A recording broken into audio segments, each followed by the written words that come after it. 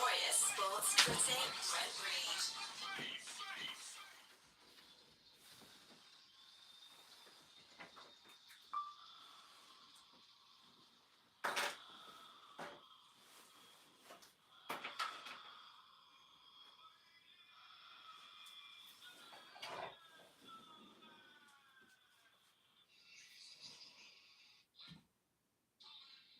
It is showtime. Hello, everybody. I'm your host, the Notorious Sports Critic, Brent Reed, and the week of downright sports has finally come to an end.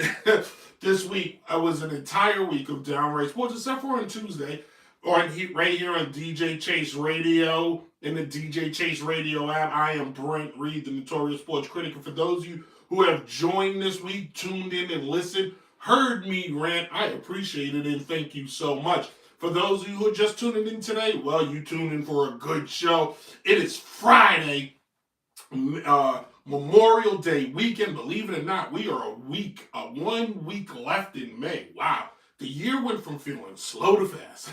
If you've never listened to Downright Sports before, well, kids, it is a sports show by a sports fan that talks to all the sports fans from the perspective of the sports fan.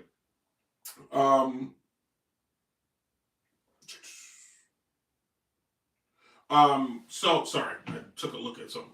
So, what do we need to talk about? Well, first and foremost, let's get the plugs out the way, shall we? Because I do have a script I can follow. Download the show on anywhere you can get podcasts, anywhere podcasts are available to you. Also, follow us on all social media platforms: Instagram, Facebook, TikTok. Not Twitter. We're on Blue Sky. I am on Blue Sky. So I like it. It's cleaner. It's kind of like what Twitter used to be before, Twitter went down the hole of crazy. All right. So tonight is game 2 in Madison Square Garden of the Eastern Conference Finals. The Indiana Pacers are looking to go up 2-0 on the New York Knicks. In game 1, for those of you who didn't see it, the Knicks pretty much lost the game. The Pacers didn't win it. It was a little bit of both, because the Pacers did not stop playing while the Knicks was already making plans for the finals. Well, you shouldn't.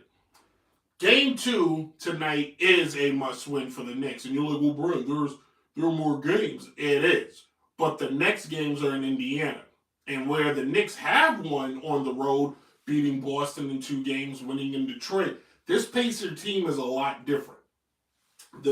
The Celtics lost against the Knicks because the Celtics kept shooting. Okay, that's what hurt the Celtics ultimately. The Celtics kept shooting threes when they weren't anywhere in the vicinity of making them. Versus the Pacers, who play with inside their system, play with inside themselves, and don't divvy. They run, gun, they play great defense, and right now, don't have injury.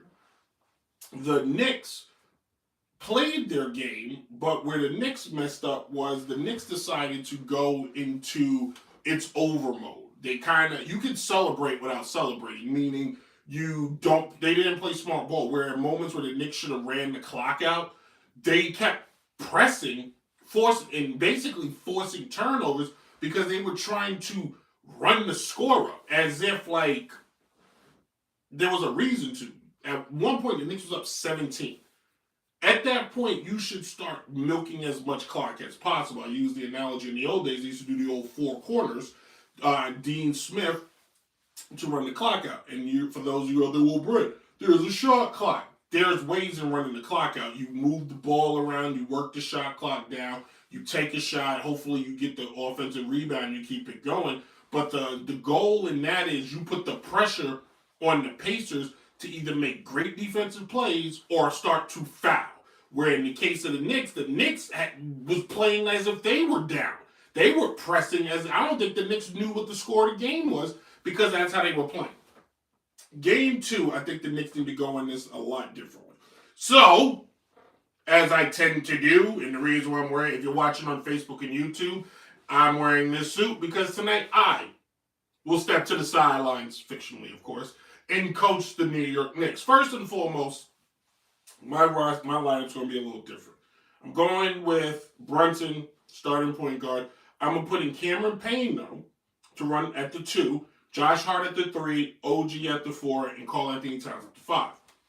I need Bridges and McBride to come off the bench to give us that offensive spark McBride has. I need something from Bridges. Bridges and Hart almost kind of play like the same type of position, and I need something to separate that. My first person off the bench, though, is probably going to be Mitchell for OG. Give OG, and then I'm going to put Hart and move OG down to the 3, and then we will run from there, and then we will play a little more bench players, allow to the key stars to get a little rest. Then in the first quarter, Ben, what we're going to do is we're going to go full court. First quarter, full court. The Pacers want to run. We need to apply pressure. We need to bang them up a little bit. We can't allow them to just get open spaces. We need to fill in the gaps because that's how the Pacers work. They play within your gaps. If you paid attention, the Pacers probably play basketball better than any team because the Pacers don't play in, like, if you watch Boston players want to get to their spots. I gotta get to my spot. The Pacers they get to the open spot. They also move without the ball. They consistently are moving. They don't have the ball, they're moving. A lot of teams are stagnant, one-on-one style. Not the Pacers. They're constantly moving. So we need to apply pressure early. Second, we will make adjustments going accordingly. If we're up, then what we'll do is we're going to grind it out because offensively, I want to feed the post. Towns, I need you to get your butt on the post. You work post, foul line, and then you will pick and pop till you go shoot threes versus this coming down and you just stop at the 3-point line. We're not going to do that. If you just stop at the 3-point line, we're not going to be able to get what we need because it's easier to defend that. But if you go to the post, pick and rolls, pick and pop, kind of very old Tim Duncan-like, and allow Brunson to be that Tony Parker, we're going to see a lot more production from the others because it's going to free up guys. Because now, instead of the Pacers defense basically playing everybody on the perimeter, now we're going to have a situation where is Siri talking? I don't know if that was Siri or Google. Somebody just started talking. In any case, that's what we're going to do. We're going to work. We're going to go a little old school, and then we'll gradually make adjustments. And in that first quarter, we may run the Spurs, the old Tim Duncan-like offense where Towns gets the majority of the touches, and then as the game goes on, Brunson can get going. Brunson plays great in the clutch. Brunson, you're going to be ready to score down the stretch. We need your legs. You're working way too hard, dribbling. You're working too hard. Plus, we need you to work harder on defense because we need Brunson. Defensively, I want to see Hart on the briefcase, Halliburton, and I want to see Brunson on McNeese, and I want a full court pressure, and then rebounding is critical. Second chance is critical, and we cannot turn the ball over. That's how I'm going to coach that tonight. And then here's how we're going to look at this, all right? Knicks, you're in the Garden. We understand the history here. We understand the Pacers' history. We understand that in key situations, we tend not to show up big. We know what has happened in 1994 against Houston. We know 95 and Reggie Miller. We know our history. We know what it is. But tonight, after that embarrassment, because that's what Tuesday was, an embarrassment, and each of you in this room should be embarrassed. But tonight, what we're going to do is we're going to do it a little differently. We're going to go out there with pride. We're not going to worry about our stats. We're not going to worry about our numbers. We're not going to worry about our minutes. We're going to worry about one thing, a cohesive team getting the victory. There is 20,000 screaming fans inside the arena, and there's probably another 5,000 outside, not to mention all watching at home. Knicks have not won a championship in 50 years. And you are the closest the Knicks have had since the Ewing years. And if you think game one was okay, you were dead wrong. If you were not ready to step out there with pride, with grit, with honor, then stay your ass in this locker room. Because tonight, I only want people who want to win. I want people who want to beat the Pacers, and I want people to make a statement. Tonight we make the statement, we beat the Pacers. On Sunday we go to their arena and we make another statement, and we on to the finals. But we win it one game at a time. Come on, guys. That's how we coach. That's how Thibodeau needs to talk tonight. If Thibodeau goes in there with some, no. Tonight, Knicks need to get gritty. If anything, if I'm the Knicks tonight, my motivational speaker is Charles Oakley. I don't think he's allowed in the arena anymore, but my motivational speaker will be Charles Oak Dog. That's who I want in the arena tonight. I want to hear from Pat.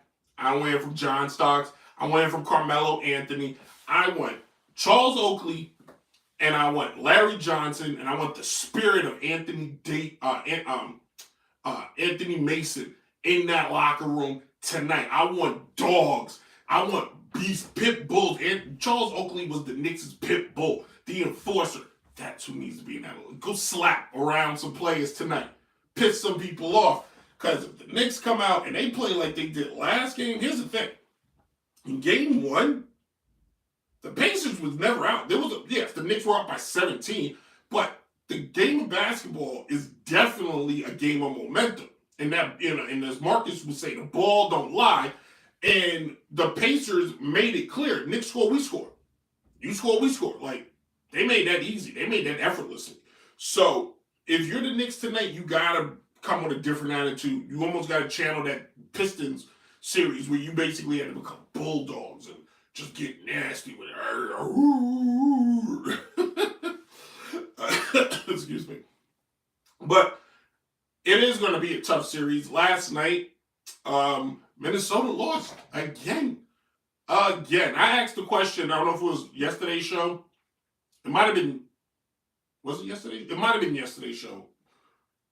Or it was Wednesday's show. I asked the question, or I made the statement that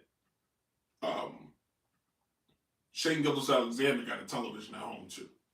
And I get that basketball, and it just goes to show you, right? Like, we're going to talk about LeBron in a second, but it just goes to show you how starved the league and the world is for that undoubtable star, that undoubtable, the Iron Man of the league, the guy that people just look at and go, yeah, he's going to win this year.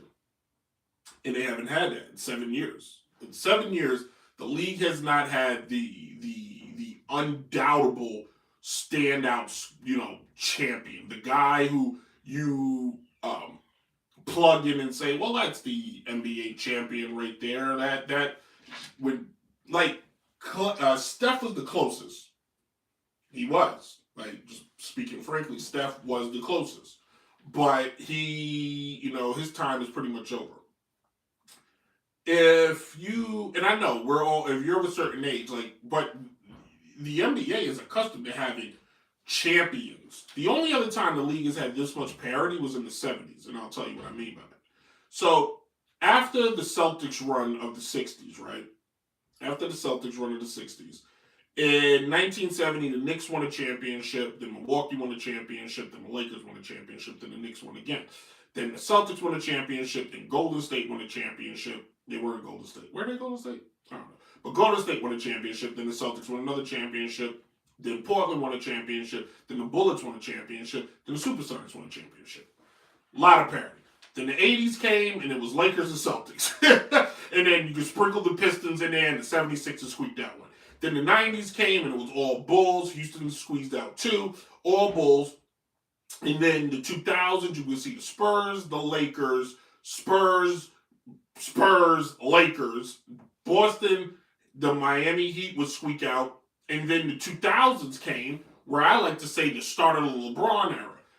Dallas would get one, the 2010, Dallas would get one, Miami would get two, Spurs, Golden State, Cleveland. Golden State, Toronto, Lakers. Milwaukee, Golden State, Nuggets, Boston. A lot of bouncing. There hasn't been one person or one team to take the reins. I thought it was going to be Denver. It doesn't seem to keep happening. And we were hoping it was going to be the Timberwolves, but that doesn't seem to happen unless they turn it around when they get home. Oklahoma City, though, on the other hand, may have something to say about that. And the way their team is structured, and hopefully they don't have. Right now, the NBA is turning into what the NFL was in the 90s. You will win a championship, and then you fall off the face of the map because, like, the offseason would happen and stuff. Or people just get too big for their britches, or teams will figure out how to beat them. Shai Gilgeous-Alexander has that type of game where I don't think that can happen. This guy is the John Morant, he is Jalen Brunson, he is Anthony Davis, he's got a little bit of Chris Paul. Like, he is the complete package, and I think we overlook him because he does play in Oklahoma City. But the NBA needs, does the NBA need them? I don't know if the NBA needs. I think America wants it, but I don't think the NBA needs an American superstar. Shai Gilgeous-Alexander is from Canada. Your last big champions outside of Boston, the Nuggets, Jokic, you had Golden State, but then you had the Greek Freak and Giannis Antetokounmpo. You had Toronto win with Kawhi Leonard. Like, the league there's nobody wants to take the lead, and I think it's interesting and weird, especially after the comments. Great segue. That I almost didn't want to discuss on this show because I said I was not going to keep doing a debate of the LeBron versus nonsense.